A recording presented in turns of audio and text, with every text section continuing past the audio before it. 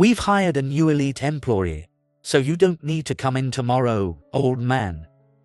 Their education and career are top-notch, incomparable to yours. The manager said this to me, despite my 20-plus years of uninterrupted service. Hearing such an unreasonable dismissal made me feel like all my efforts were in vain. At the same time, I realized I couldn't work with such a heartless person, so I decided to resign. Understood, I said, bowing to the hateful manager, and wrote my resignation letter on the spot. The manager was pleased to be rid of me, but it was short-lived. The next day, while welcoming the company president visiting the headquarters, the manager learned an unexpected fact. "By the way, where is my son?" Upon hearing those words, the manager realized the gravity of his actions. I am Tyler Smith, a 45-year-old ordinary business person. I've always disliked studying and working, even as an adult. However, my serious father forced me to join the company and work, even though I didn't want to. My father is not only serious but also stubborn. My presence in society will only be a burden, I said, but my father wouldn't listen. It's pathetic. I let you go to college and raised you well, yet this is how you turn out. You probably won't understand just by listening, so get to work. I reluctantly started working but found it wasn't so bad once I got into it. I started working at a cleaning company. We cleaned everything from air conditioners and floors to mats and the interiors of cars. Requests came in non-stop from both individuals and businesses, keeping us busy. Using the various tools for different cleaning tasks became enjoyable. I got hooked on figuring out the most efficient way to clean using the right tools for each job. There were many types of cleaners, some hazardous to touch, but that didn't matter. I simply enjoyed cleaning. Making something incredibly dirty shine again felt incredibly satisfying. Looking back, I realize I never skipped cleaning, even as a kid. With the support of my coworkers, my skills improved rapidly, leading to my assignment to the headquarters. At headquarters, I wore a suit and worked in sales, but it felt stiff and wasn't fun at all. I quickly found it hard to work there. I've never been great with people, but there was someone I particularly struggled with. This was Mike White, the sales manager. We didn't see eye to eye and almost clashed many times. The manager was extremely self-centered, focused on maximizing profit, and overworking the field employees. He would instruct the workers to perform additional cleaning services not included in the order and then charge the clients extra. Add optional services proactively. If the customers are satisfied, they'll pay. The key is getting as many requests as possible. If a worker refused, he would call them to the headquarters and scold them. His tyrannical methods led to a shortage of workers as they quit one after another. This problem became well known within the company, with concerns growing about the viability of our operations. Yet, the manager refused to change his approach. I once made a direct appeal to him. "Manager, we should stop these aggressive sales tactics. If more employees quit, the company won't survive." I didn't want to see my colleagues, whom I'd worked with, suffer. But the manager wouldn't listen. "You've got some nerve questioning me. Maybe you should go back to the field and work. That way, there'll be no one left to complain." The manager believed his approach was supreme, and anyone who disagreed or couldn't comply was deemed unnecessary and targeted. It felt like someone as clueless as a monkey was running the place. "You've got guts. I like that. From now on, I'll personally assign you your tasks." But from that moment, the manager started treating me like a troublemaker. "Move the cleaning tools from this branch. We have a big job tomorrow." He started giving me menial tasks unrelated to my actual work. I had a meeting with a client, so moving tools wasn't feasible. When I mentioned the inconvenience to the client, The manager criticized me harshly. "Can't even move stuff, useless old man. How did you even get to headquarters with such low skills? Why don't you go back to the field?" He belittled me in front of everyone. The manager singled out one person to make an example of, ensuring no one else would dare oppose him. Others kept silent, fearing they'd be targeted like me. "No one will stand by you, meaning you're a worthless person.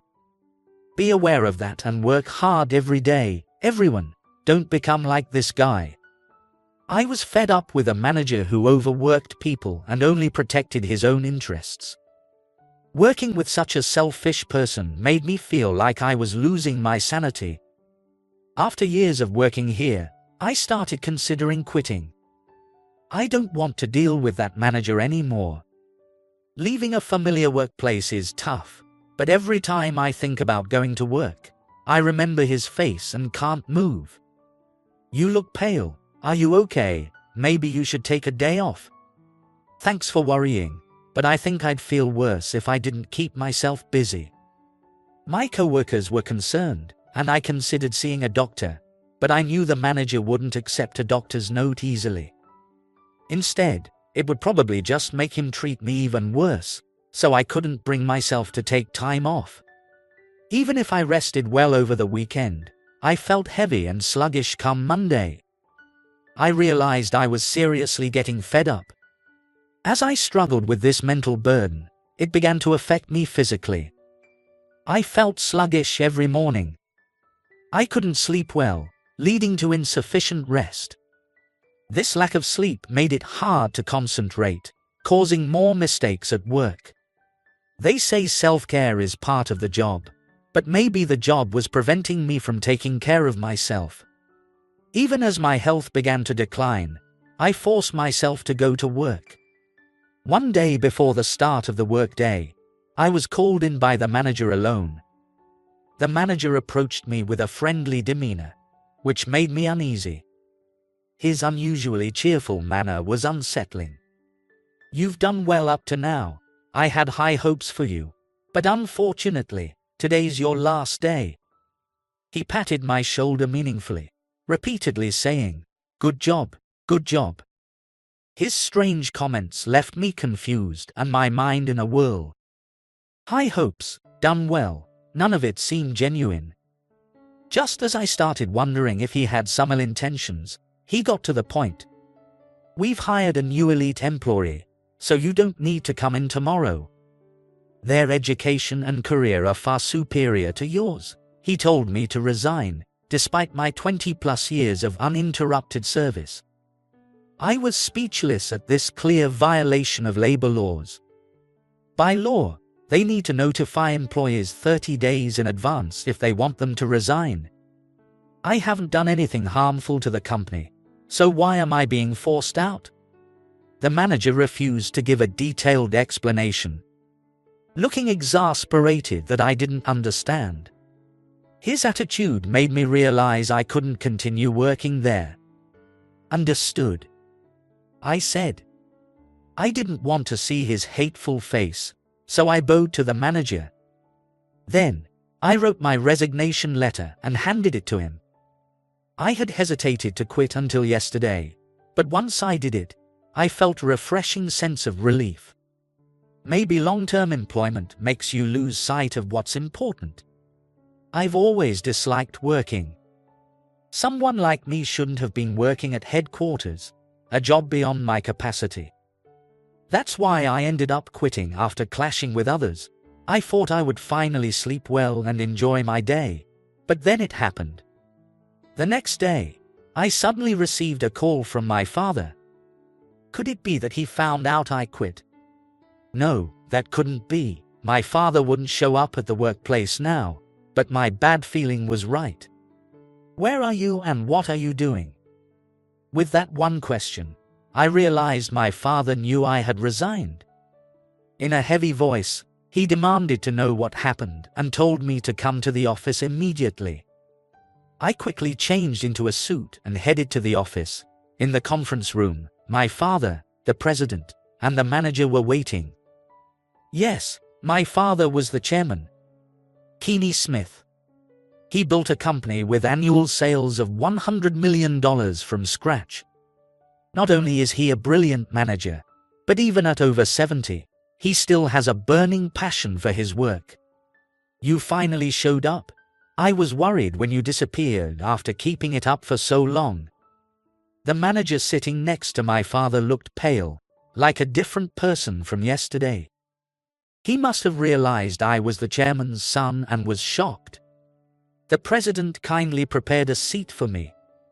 Despite the respectful gesture, it only made me more nervous and unable to relax. My father finally spoke. "Why did you quit? You were doing well in the field. I was surprised to find you weren't there when I came to see you." He seemed puzzled. When I first started working, my father often visited the site to check on me. I repeatedly told him not to come because it was embarrassing, but he kept watching over me out of concern. He wasn't mistrusting me, he was just very worried. "I didn't know. I had no idea you were the chairman's son." The manager muttered excuses in a low voice. He seemed eager to deny any responsibility, but it wasn't entirely his fault that he didn't know I was the chairman's son. My father had gone to great lengths to keep that fact hidden. Very few people in the company, including the president, knew the truth. According to my father, this was to ensure that being related to the chairman wouldn't affect my work. "Tell me the truth. What happened that you stopped coming to work?" I found it odd that he said stopped coming. I had submitted my resignation to the manager. I decided to direct my father's question back to the manager. "I didn't just stop coming. I resigned. I gave you my resignation letter, didn't I, Mr. White? I definitely submitted it to you." Caught off guard, the manager became visibly nervous. He started trembling and sweating profusely. Seeing his obvious distress, I began to suspect that he hadn't told my father the truth. If he had forced the chairman's son to quit for an elite new hire, it would be bad for him. As I formed this theory, the manager started to stammer out response. "I didn't want you to quit, so I still have your resignation letter with me." That sounded problematic in itself. And trying to lie at this point, saying he didn't want me to quit, took some nerve. I realized that if I didn't expose the manager's true nature now, the company could be at risk. "Didn't you tell me you hired an elite new employee and didn't need an old guy like me anymore? You said it in front of everyone before the start of the workday." As I revealed the truth, a cold silence fell over the room. The manager started trembling even more, overwhelmed by the tension. "Is that true? I've never heard of any elite new hire. Besides, we've barely had any applicants recently. In recent years, there have been very few applicants, especially young ones, despite our recruitment efforts." Yet, the manager clearly said he hired an elite newcomer. My memory was correct, but the manager remained silent. My father, frustrated, pressed for the truth. "Well, Mr. White, where is this elite new hire? Introduce them to us. If you can do that, I'll put you in charge of recruitment." He offered this as a concession to encourage the manager to confess. But the manager remained silent. "I never said anything like that. It must be a misunderstanding." The manager offered a feeble excuse. Despite being cornered, he seemed determined to protect himself, curling up defensively like a pill bug. Unfortunately for him, there was no one here willing to let him off the hook. "If your account differs from my son's, we'll have to ask the employees who witnessed your interactions," my father said, declaring his intention to investigate. At that moment, the manager suddenly dropped to his knees and bowed deeply. "Please forgive me. If I had known he was the chairman's son, I would never have done this. I've always worked hard for the company's sake." His desperate bow. It was not an effective move. Instead, It only seemed to confirm his suspicious actions. My father sighed, clearly exasperated. If you truly believe you're in the right, you wouldn't need to bow. Stand up and face this. Besides, there have been many complaints about you beyond my son's issue. How do you explain those? I don't know anything about that. We've received numerous complaints from clients in the field. I came to the office today to address those issues, and I was shocked to find out my son had resigned. With that, my father decided to launch a thorough investigation of the manager. The investigation revealed many of the manager's misdeeds. Numerous complaints had been filed against his tyrannical methods, including reports of him threatening employees on site. He came to the site suddenly and threatened me. He said if I didn't follow orders, I'd have to go to headquarters and resign. He would visit branches with poor sales records and threaten employees with termination, forcing them to improve their performance. Several field workers reported this, suggesting it was a common practice. But this wasn't the only issue with the manager. Clients also reported much higher charges than before.